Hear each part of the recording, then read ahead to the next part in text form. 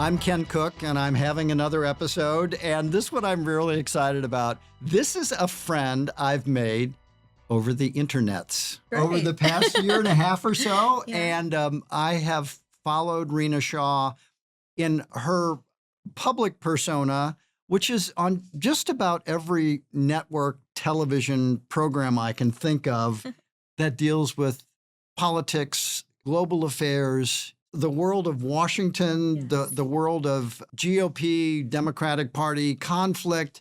You are constantly sought for your input and your perspective. And just having spent for the first time, an hour or so together in person, I can see why. And so I'm tickled you were able to make some time and come on and talk to me, Rina. I had to make time for a digital friend.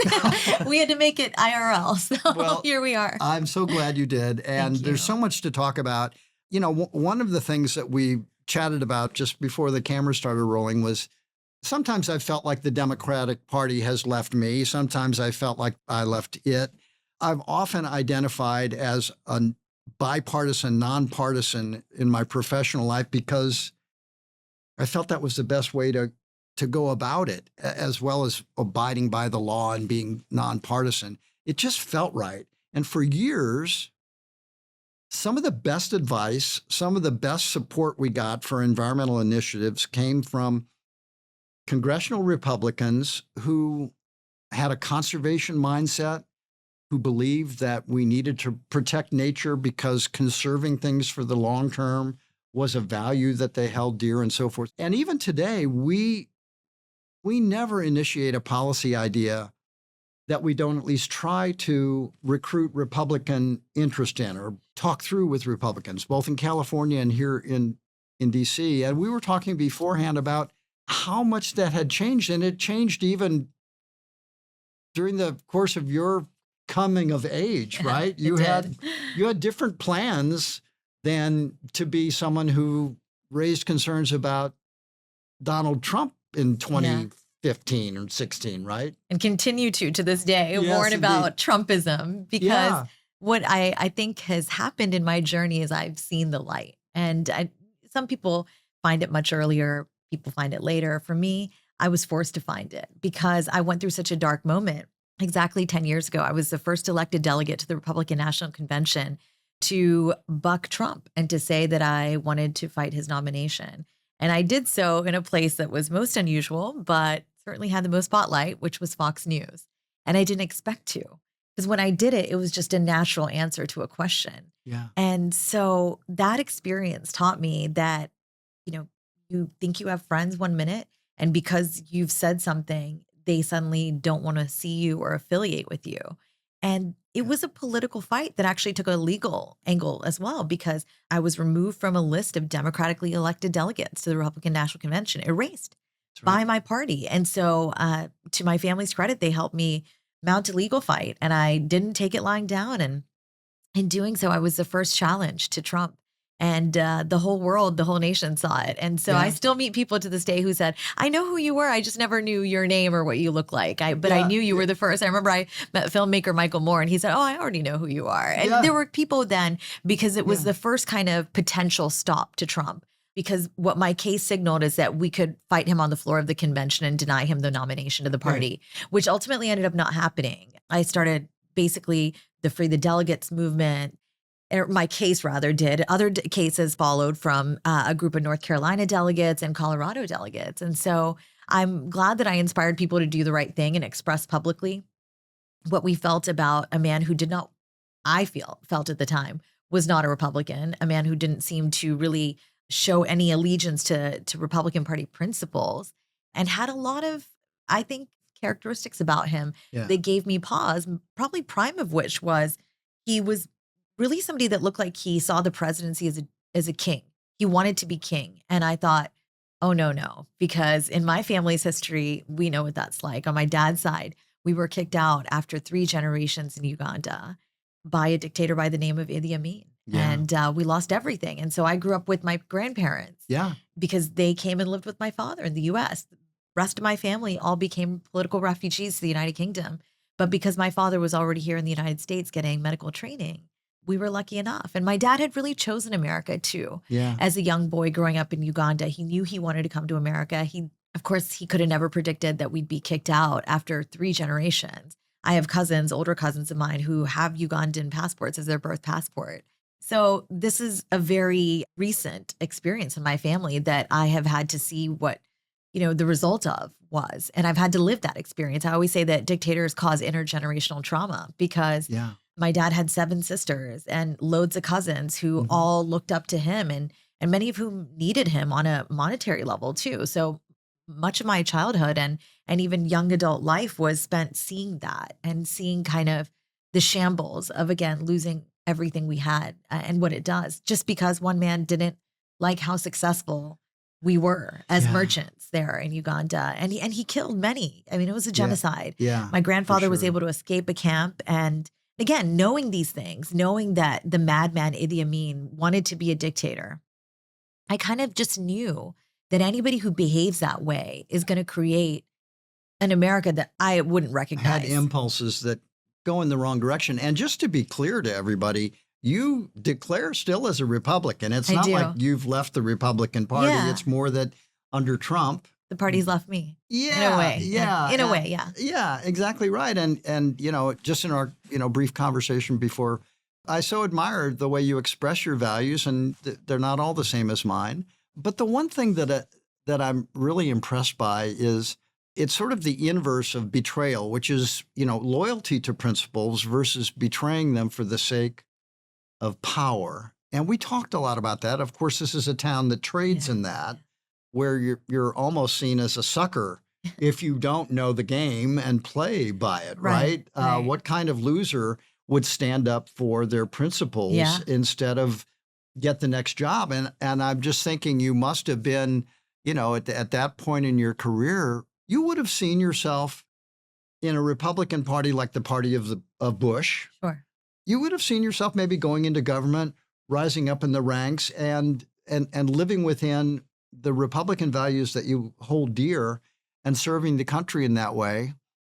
But that future, It's not there. That's not It's a go- reality, right? Yeah. I think I was telling you, all my family, or everybody in my family is a doctor. My husband, my late father, both my brother and my sister, all 4 of my brother-in-laws and sister-in-laws, everybody has a medical Oh my degree. gosh. And I just have the greatest, utmost respect for that because Of course. I've seen their journeys and their tough journeys. It is not only one of great sacrifice emotionally and physically, it's a monetary sacrifice because going into the medical profession nowadays isn't an instant, no, a sort of payday. I mean, yes, it's good money, but you got to really want it. And I think I always grappled with what I really wanted. And I looked back at some point in my young professional life and this was like right after college. And I said, what is it I really want to do? And I had always loved the American presidency. And now I have the great pleasure of saying that I've actually served 2 U.S. presidential campaigns at the highest level. I've Yeah. been a comms director and chief spokesperson for 2 of them. And they were chaotic and unsuccessful, but Yeah. they were still full-fledged presidential campaigns that allowed me to live out of my suitcase in many, many states, including South Carolina, New Yeah. Hampshire, Puerto Rico. I mean, learning all the things that you need to know. And yes, so I had this great life as a political operative when I left Capitol Hill. And I left Capitol Hill only in 2011. So yeah, I hadn't been a political operative for very long when I did the thing I did in 2016. So 10 years ago, I blew up my own career by bucking President Trump. And after that, I think it's been a recurring question to me. What do I really want? Well, I want to help people the way that my siblings Yeah, and my yeah. husband and my dad did. yeah. And so to honor my late dad's legacy, we kept all his clinics open. And it's just been a really great thing to be able to do that. So the way I see public service or having a job in government is public service to Yeah. me. It's a way to change people's lives for the better. And I keep thinking about that. Well, surely there's an opportunity for me to do that again. And every couple of years I get a call from somebody saying, will you run somewhere? Yeah. And in this past 10 years, it's been a no because I suffered what I suffered 10 years ago. I've lived to tell the tale, which I feel Yeah. great about. And Yeah, I was yeah. vindicated, of course, by the impeachment decisions on Capitol Yes. Hill. And, I will say I'm still able to enter the White House. So that is a testament to how America is a beautiful nation in which anything is possible. Yeah. But I definitely worry about just the impact I could have on my fellow man because I'm not able to run for something and take on a real role in public life that I would have wanted prior to 10 years ago. Well, I mean, just to be clear, again, I think that the role you have in public life is more than impressive now. Thank you. Like I say, I can hardly turn on the television where your perspective hasn't been sought by someone, and for good reason. Let's talk a little bit about the whole question of how so many people made the opposite decision that you made, Rina. Saw the same things, probably thought very close to the same thing about what they were seeing in Trump. Oh, yeah. And yet they decided that they were going to go along, or they were going to be quiet, or they were going to look the other way, or maybe they thought, and I think this was probably quite common, that they felt like someone needed to serve the interests of the public with a Republican lens, and that they could do it. And if they were in the government, or if they were following along, they would get things done that would advance the greater good. Saw maybe Trumpism as more of a sideshow that they could work within. I think that was pretty common in his first term. Yeah. I think maybe some people were hiding out a little bit and maybe just liking the power and the position. But I think a lot of people really felt like, I got to stick with this job because someone worse will come in that will bend to his will, and I can.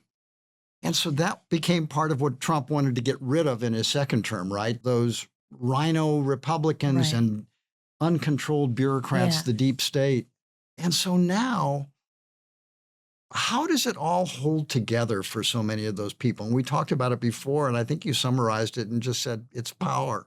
Yeah, there's an obsession with power and money once you get here. It's exactly like what you see in the movies. It's disturbing to actually be able to have to, say that it is on that level.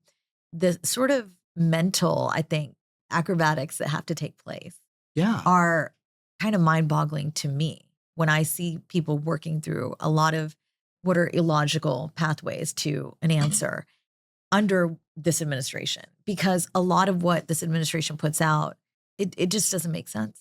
Yeah. Take, for example, the tariffs. The tariffs. And we have to Yeah. tell everyone you Yeah. were one of the named plaintiffs in Yes. the tariff case, then you opposing Trump's tariffs, and congratulations on winning at the Supreme Court, among many others. Yeah, the team definitely deserves a credit. I was actually named in the amicus brief, so I can't take full credit. But defending democracy together, Neil Katyal, Norm Eisen, these are giants. I think if you're not following them, you're missing out because they make the most coherent arguments. Yeah. And I think that's where we're at. You just have to, in the face of this nonsense, you have to sort of very squarely and coherently say, no, this is what's what. And so that tariff case, the one that I was in the amicus brief for, was with many other Republicans, I must add. Yeah. Former Mhm. Congresswoman from Virginia, Barbara Comstock. Yep. Mhm. There were some folks from the Nixon administration, Reagan administration. So you can tell these are My long people. time. Yes. I mean, I was going to say, come on now. Experienced, learned people who care a lot about principles and values. So Yeah. yes, you. I have Yeah. figured that out in our friendship, Ken. You seem to understand that at no point does one need to turn their back on what they've been saying all along, because then that No. makes you completely untrustworthy. And what kind of leader are you then?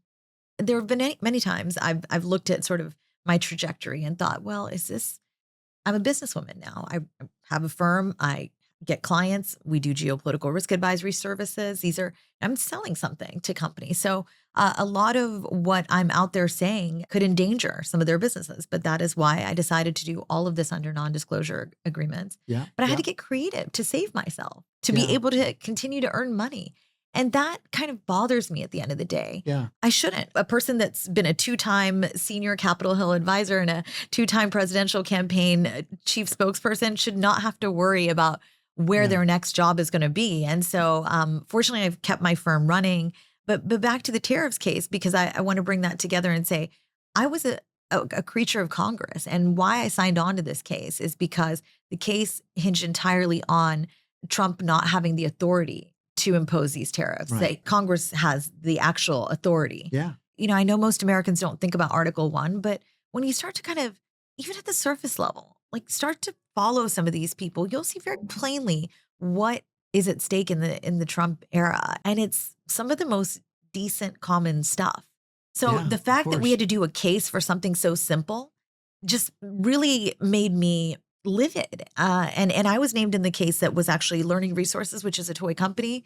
They brought first, Mhm, and mhm. and so A toy company. I love this toy Right? company. Yeah. I bought their toys well before they brought this case, and so I noticed their toys were pretty good quality. I noticed at times they were not made in the USA, but that's kind of the norm these days. Yeah. And most millennial moms like me will say most everything we've been buying since we first find out we're pregnant is made offshore, made in China, made somewhere else. And it's been really discouraging. And I get what the president has been trying to say, make in America. But you can't snap your fingers and do it right away. Yeah. I am concerned, yes, about what's going into our landfills. I'm concerned about this consumption-centric culture. But I don't think the president is concerned about those things. No. I think he's trying to negotiate better trade deals. He's had plenty of time to do so, and he hasn't. Yeah. So I was glad we were successful with this case. People say, well, he turned around and said the next day he's going to issue a 15% global tariff. And sure, he can do that under another temporary order. But even experts are saying that they don't think he has the right to do so. That won't hold either. To that end, I would say we'll fight him anywhere, at any time, and anyhow. Yeah. Because if he's not doing things that he has the authority to do, that is what we, the American people, have the right to do, is to stand up against that. And so a lot of this is hard for me to talk about, Ken, to be real honest. I understand. Because I'm a bridge builder. I'm not a real fighter where I'm like, yeah, we're going to get him. We're going to tear him down. We're going right? to defeat. Yeah, time the to other shred this side. guy. Yeah. I'm not that type. And I guess people would say, well, what kind of political operative were you? Well, probably not a great one. I mean, I gave it my all, but I am a lover, not a fighter. I care about building bridges. And I think it's so obvious to me in this moment, we need to do that because we've become completely polarized. Yeah. And the people on the right are just defending nonsense every day of the week in the name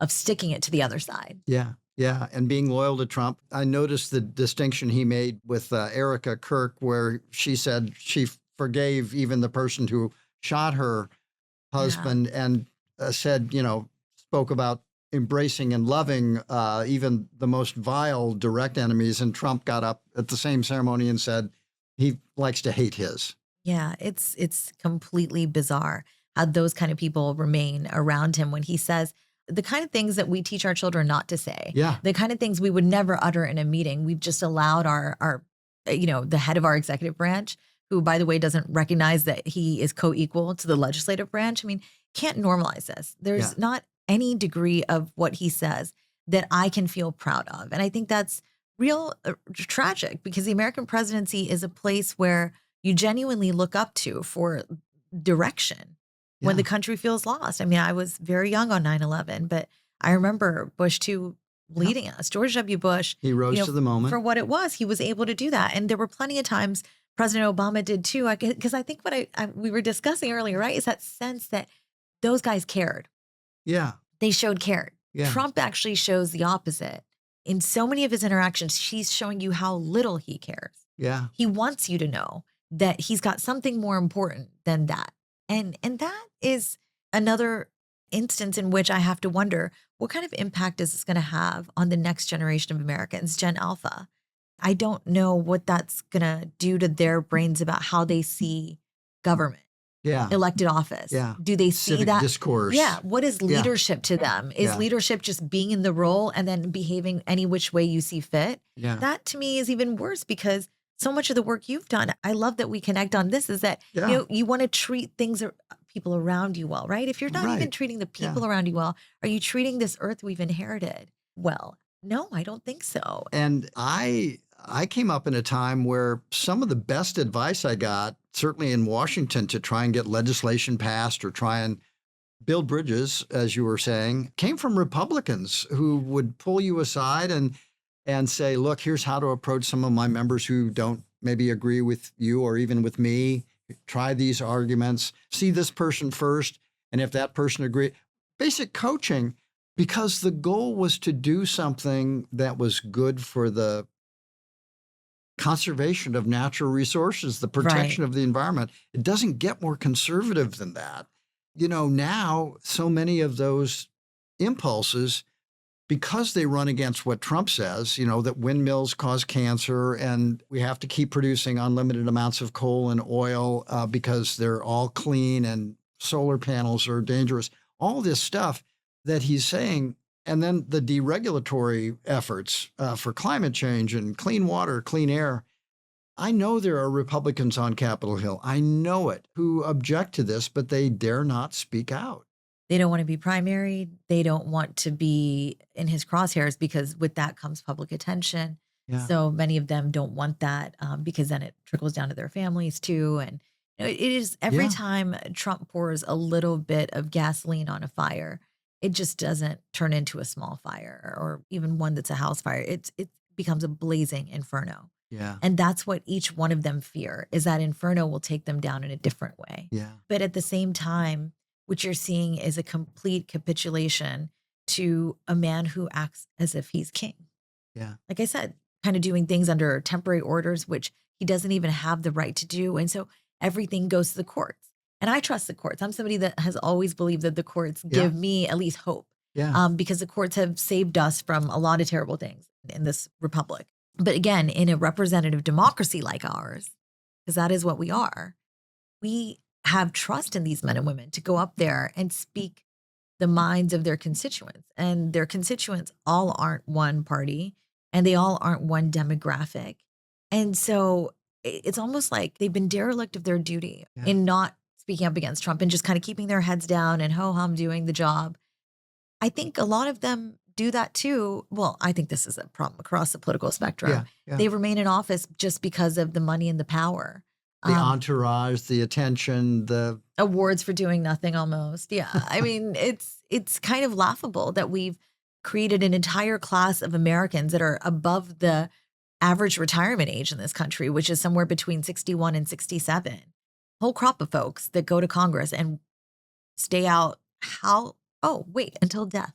Yeah. I mean, it is just they have to be carried out. Yeah. So many people look at Congress and feel kind of betrayed and that there's no hope in it anymore because they know these people just stay to become fat cats. I mean, genuinely, if you're not leaving, what are you doing? And I think term limits, the best case I've heard against them is that, well, it doesn't leave people enough time to come and have the impact they want to have.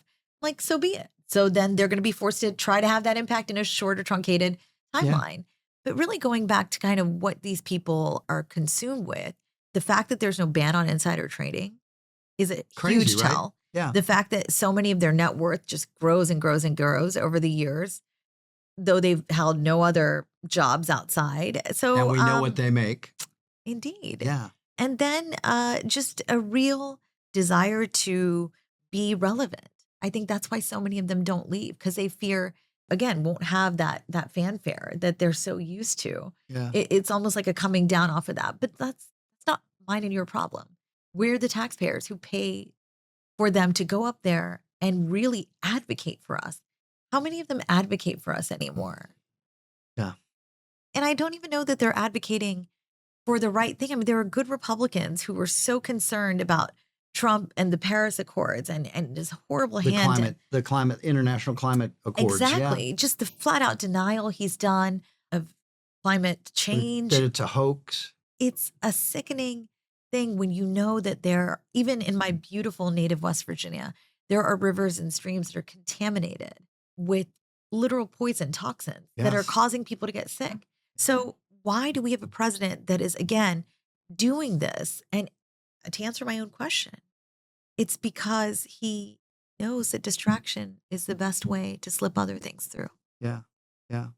One of the moments when I really sort of thought this second term was going to be bad was in the consideration of the great big beautiful bill, when all of the investments that had been made under the Biden administration in red states for clean energy, battery plants, electric vehicles, all manner of investments that were being made in red states. And there were plenty of Republicans going to the ribbon cuttings. Oh, yeah. It was going to be more jobs. It was going to be more tax revenue, all good things. They didn't vote for the bill, but that's okay. Biden kind of gave them a wink and said, I know you didn't vote for it, but this is an American Oh, yeah. effort to, to green our energy supplies and compete with China. But when Trump came in and just said it's all a hoax and we have to end everything that Biden invested in, even in Republican districts and states, so many of them just stayed silent. I mean, hundreds of billions of funds, public-private funds, and disproportionately. And jobs. Right. And disproportionately going to red states. Yeah. I mean, the logic there would be, okay, just kind of let that one go. People, over time will figure out that these are there. I'm looking at where were the top districts that saw most of the billions in factories like EVs and solar and batteries. These were deeply red. Yeah. Georgia, North Carolina, Nevada, Texas. I mean, when you're creating jobs in rural and suburban red communities and you're not saying anything about those people not having voted for it, I think that's a true statesman-like stance. Yeah. And I think that's what we can credit Biden for. But when we're talking about there being no lasting political insulation for that, that's a real missed opportunity on the Trump administration's part. I felt like it was. I thought that would really undercut a lot of environmentalists and Democrats. It just didn't cross my mind. I mean, I have seen over years, I've seen, the Tea Party say, well, we shouldn't even build highways to block the highway bill. But this is something very different. And I've taken a lot of this Trump stuff very seriously. People have commented on it. Yeah. But that's how I do my environmental policy and politicking. I love that, Ken, because why wouldn't you take it seriously? This is about how could you not? The country and what you just said right there. Again, the missed opportunity on economy and jobs and growth. Should be nonpartisan. Totally. And it's the cheapest energy now, right? I mean, we're going back to coal that costs more. Didn't used to, but it does now. Right. I just think that it's nonsensical that these leaders resisted preserving these subsidies. Yeah. Constituents, I hope, tell some of these people how they feel, but I do think most people are tuning out because they are tired of the chaos. And Trump knows that too. He knows when it's too chaotic, everybody's not tuning in fully.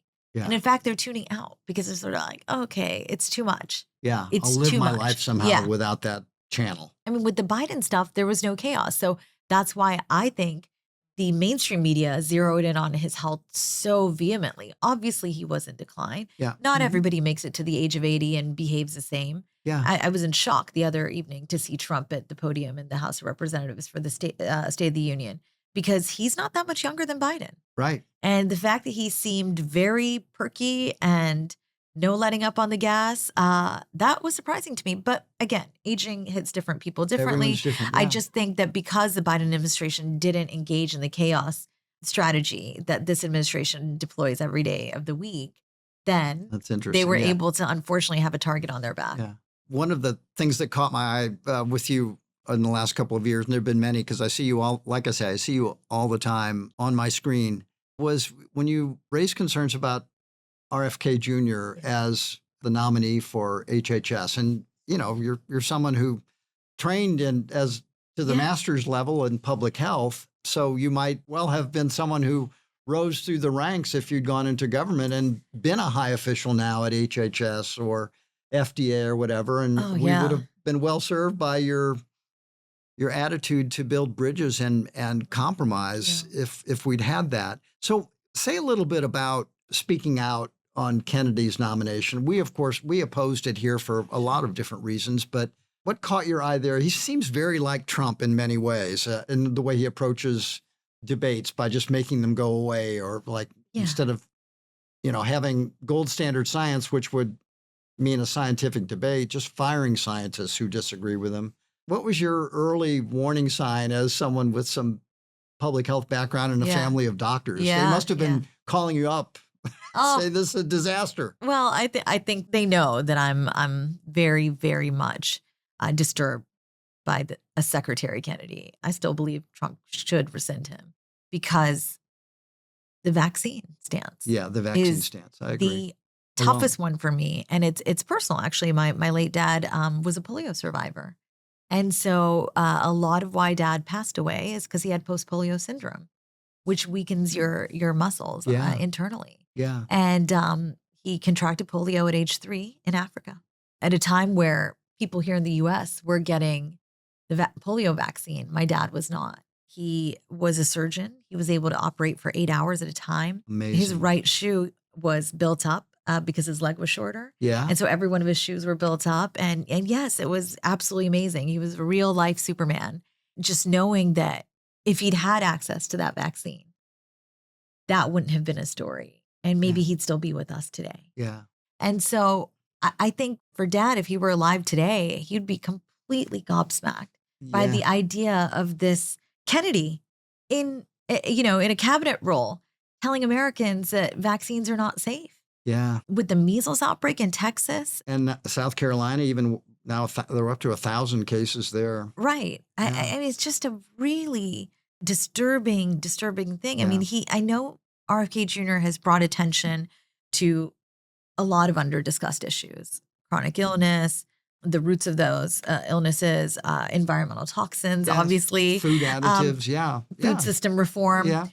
I know these are areas where EWG, you are champions, but he's also shifted the conversation in the Republican Party towards health as a core issue, which means something. Yeah. But again, kind of not just softly or indirectly pointing to that crowd of generally homeschooling mothers who are nervous about whatever vaccine for their kids. Yeah. He's elevated those people to the point where I don't think the criticisms he gets are unfounded. I'm glad he's seeing a lot of challenges because in the polling that I've seen, people are showing that they are concerned about his performance. It's a mixed bag. After all his criticism of the medical profession, parents still trust their doctors. Yeah, there was that. They mistrust him on vaccine policy. 60% overall disapprove in KFF data. Yeah. It's interesting because time and again, Kennedy will say that the medical profession's been corrupted by big pharma and so forth. And yet he'll always fall back on the point that you should just have a conversation with your doctor. Well, where are all these crooked doctors then? Right, somehow. What's not fitting together here? And, people do trust their family doctor. And, none of the doctors in your family are making money by what they prescribe. No, they're not. Absolutely not. And I think that's a huge misconception. And certainly there was a point in time where the pharmaceutical industry had a chokehold on American doctors. Yeah. I mean, 70s, 80s. I remember when I was born in the 80s, but there were, reps that were, their sole job was to entertain the doctor and his family. Yes, and take them on these lavish vacations and all this and give them all this swag. So in my own home, I remember there being like Cipro pens and stuff like that. Yeah. And I just remember like my dad was not a prescriber like in that way. Of course he prescribed, but he was a surgeon more. Yeah. So, he didn't have the challenges his friends who were internal medicines had. I would go over to some of my dad and mom's friends' houses and they were, family physicians or internists. I mean, everything would be drug company, like the Post-it notes even. So that branding came from, them wanting doctors to prescribe their stuff. And there was a heavy hand on that. But there's been serious legislation over the past 25 to 35 years that has really made it difficult for a doctor to be genuinely owned by a pharmaceutical company. I mean, there are certain areas, pain and addiction medicine, where people could make some claims, but I mean we are such a litigious society, let me put it that way, that I don't think we're seeing in American medicine what we saw years ago. You are seeing, because it's actually not as lucrative as it used to be, you are seeing more of a servant-minded physician leader go in. Yeah, that's been my impression. Yeah, it's been really fascinating. And you see them online now, more of them, oftentimes speaking out against things Kennedy has said. And I'm encouraged by doctors in everyday life just saying, okay, I'm going to turn on the camera and I'm going to I think they should talk about my lived experience. We should definitely meet Dr. Vin Gupta, who's up in New York City, I think a frequent guest on MS now. Yeah. He's great. He's got a real service mind too. And I think absolutely he happens to be also of Indian descent like me. I think for many of us who grew up with fathers or mothers who were in the service profession. And my mom ran my dad's clinics for many years. And in addition to a very large staff, it was about this do good, do good for your fellow man, particularly in impoverished areas where we've had rural clinics. I mean, you see people come in that haven't had access to a hot meal or a hot shower. They've got a lot of things going on, malnourished people. And all you can say is that is the place where, we need to be talking most about how to really make sure we strengthen the safety net in this country. I think that is the one thing that this administration has disappointed me greatly in the second term on. It's a lack of regard for Medicare and Medicaid recipients. Yeah, I'm very worried about that. Government's job is to help those that can't help themselves. Yeah. The young, the poor, the sick, and the elderly. And in many cases, there's significant overlap with environmental pollution. Those are the communities that are most afflicted. They're the communities where they often are underinsured or uninsured. They won't have access to the same safety net they had a year ago because of some of the changes in the law last year. And I've said to several people, environmental protection in some ways is built on the control of infectious disease by public health professionals that allows us to worry now about environmental pollution and its chronic effects on health, because we have this baseline that's been taken care of that's driven by acceptable vaccination rates and protection against measles and polio and mumps and so forth. Yeah. If that starts to erode, the public health profession is not going to say, well, we need to keep focused on lead poisoning or some of these more complex environmental exposures. They're going to rush to the emergency, and the emergency is going to be measles. It's going to be mumps. It's going to be pertussis. It's going to be all those diseases that we can control with vaccine. I just think to continue to paint out doctors as a problem is a really terrible thing that RFK Jr. is doing, because there is no greater trust. And this is, again, another nonpartisan view than the relationship. And it's a trust relationship between a patient and a doctor. 100%. Or any provider, even if you've got a nurse practitioner. I think he's really, by not having any formal training, I think he's doing a real disservice to the country. Yeah. And that's why I had said, I believe on CNN, that I believe that Dr. Marty Makary or Dr. Scott Gottlieb would have been better people, and could still be if Trump chooses to rescind this guy, because I'm not entirely sold that he is a bridge to getting independents to become Republicans. No. I mean, he is somebody who's distracting from the priorities that this country has on a public health level. Yeah. We'll have to see what the midterms bring, but we've been commenting quite a bit on social media lately that his decision to support Trump in the executive order to make more of this weed killer glyphosate by under, defense authorization conditions, a lot of Maha moms feel really betrayed by that, and they're right to feel betrayed. I was very excited about the Maha movement at first. It's vaccines that's turned me completely off.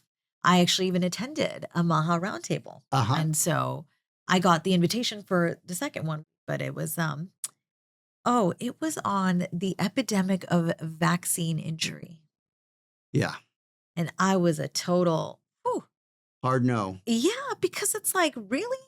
Because the one I was at was really good. It was about school lunches. Yeah. And these were really great moms who were up there talking about how they're getting everything local, from the meats even. So exciting. It's super exciting. Right. I had meant to stay for like 20 minutes just to see what it was all about. I ended up staying like an hour and a half, because it's a great concern to me. I have children, and my children are very small, and I don't get much right in motherhood.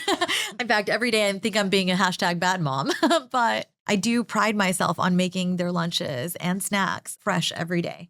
And they are in Planet Box, which it's a great company. I love them. Yeah. I've been using Planet Box for years, and these are just stainless steel, reusable, so easy with my faucet just to wash them quickly. Yeah. I don't have these plastic things that I'm putting in a dishwasher, worried about. The microplastics and all the rest, the chemicals. Yeah. And my kids know I even send dipping sauces and little stainless steel. They know their utensils are stainless steel. So if you're basically saying if something opens up here at EWG, you'd be a good candidate. I'm a big fan. I think you might be. My kids even eat off stainless steel plates. I'm just so concerned about kind of all of the leaching of the toxins coming off the materials that we have just normalized for ourselves, and giving these tiny, tiny babies these all plastic bottles. I mean, when I was growing up, we just didn't even have anything that had that many components. Yeah. And sure, we weren't taking water bottles to school. We were drinking from water fountains. When did we get so thirsty? Exactly. Well, and I have to say, we look at the Maha moms, and except for the vaccine part, which we looked the other way from, I regret that now. I should have paid more attention to what was happening with that dynamic. But they're EWG people in many ways, right? Yeah. They're worried about what's in their food, their air, their water. They don't want to have tons of ultra processed food. They want to make sure that we have a food environment, as it were, that offers other choices that are affordable and accessible. All good things, not things Kennedy worked on directly before he went to support Trump, by the way. He was not a food policy guy. We never saw him in those debates. But still, he got the idea, and it allowed him to not talk about vaccines during the campaign, which I think they didn't want him to do. Right. But now it has turned out that it's harder to make lasting real change in food policy. Most of the jurisdiction for environmental protection is not under Kennedy, and they're deregulating just as fast and deeply as they can over at EPA and energy and interior. So he's brought along a lot of people with big promises, and one after another, at least by my estimation, I think even in vaccines, ultimately it won't pan out. I think ultimately the decisions he's making de facto now will be overrun by the march of science, ultimately. So he can make the decisions now by fiat, because he has that power. But in order for them to really stick, he really does have to have gold standard science and go up against the best scientific minds that have a different approach. And that's how you resolve these debates, not by firing the scientists that disagree with you. Evidence is so important. Yeah. I mean, I remember when Obama and Bush would come out even with charts. I mean, that wasn't uncommon. This president doesn't bring a single shred of evidence that is normal. They don't show their work. No, they don't. And if they do put up a picture or a graph or something, it's highly questionable. Yeah. Because let's not forget, this is a president that lied about his inauguration numbers in the first term. From the start, day one. Yeah. And then he got his press secretary to double down. And that's the dynamic that has been more than anything disheartening to me, knowing so many Republicans here in Washington and just in life.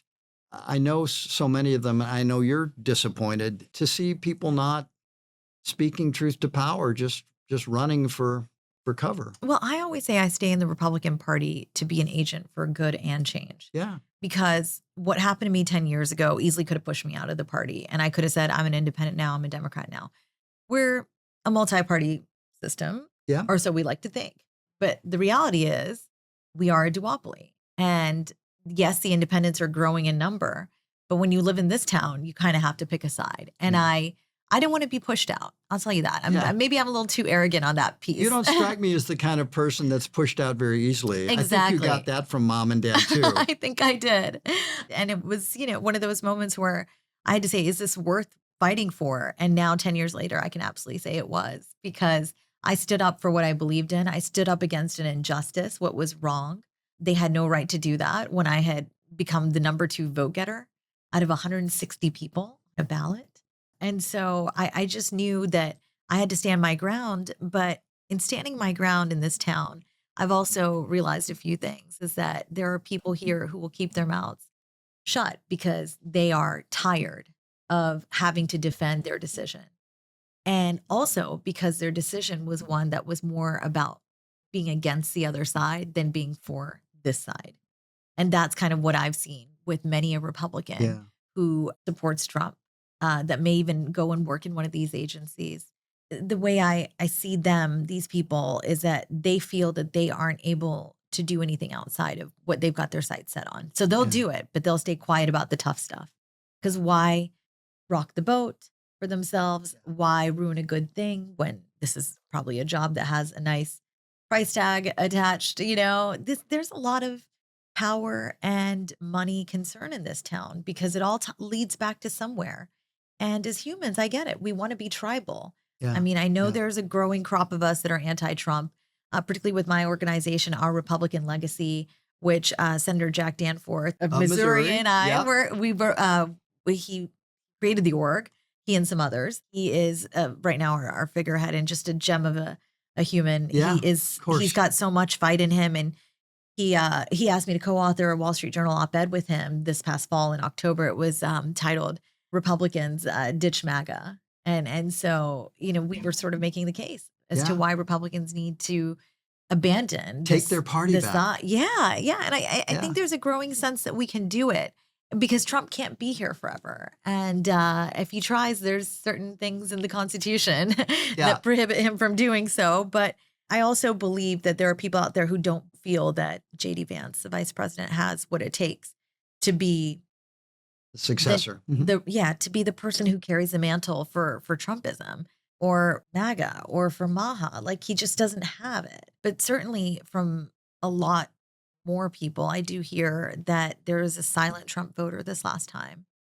And many women my age, who would never tell you that they did. Yeah. Because they felt so betrayed by Biden on the economy. Now here we sit, over a year out from Trump having taken office, and we see the economy isn't any better. No. And so I think voters are hungry for not just a bridge builder, but somebody that's going to really roll their sleeves up and get it done and be creative policy-wise, not do this nonsensical stuff of let me just issue these tariffs across the board. And if you're really aiming at China, why aren't the tariffs against them much higher? Yeah. So he's not ever able to explain to the American people why he does what he does. Yeah. And the next leader of the Republican Party, I think, will have that. We'll have to explain. Well, let's hope so. And I just want to thank you and tell you how much I admire your courage and your consistency. It's inspirational. I'm not one who thinks institutions protect themselves. I think institutions actually are very malleable, and that the only thing that matters is the people in them. You just decided to stand up and say, no, this, the way our process works, I should be represented. I earned the votes, and refuse to believe otherwise when you were challenged because you had the evidence. So I look forward to the day when Republicans like you are the ones in charge, when we can have these conversations about all manner of issues and come out the other side and not just be friends, but be allies for the common good. Because that's how you strike me, my friend. I'm so grateful that you took some time to be on the show with me today. Well, thank you for having me here. And you give me hope that wherever there's a wrong, there will be somebody who makes it right. Because that's what you've been doing in your work and in your life. So thank you. It's good to be in the foxhole with you. Indeed. Thanks again. Thank you out there for listening. If you'd like to learn more, please be sure to check out our show notes for additional links to take a deeper dive into today's discussion. Make sure to follow our show on Instagram at Ken Cook's Podcast. And if you're interested in learning more about EWG, please head over to ewg.org or check out the EWG Instagram account at Environmental Working Group. Now, if this episode resonated with you or you think someone you know would benefit from it, send it along. The best way to make positive change is to start as a community with your community. Today's episode was produced by the amazing Beth Rowe and Mary Kelly. Our show's theme music is by Moby, and thanks again for listening.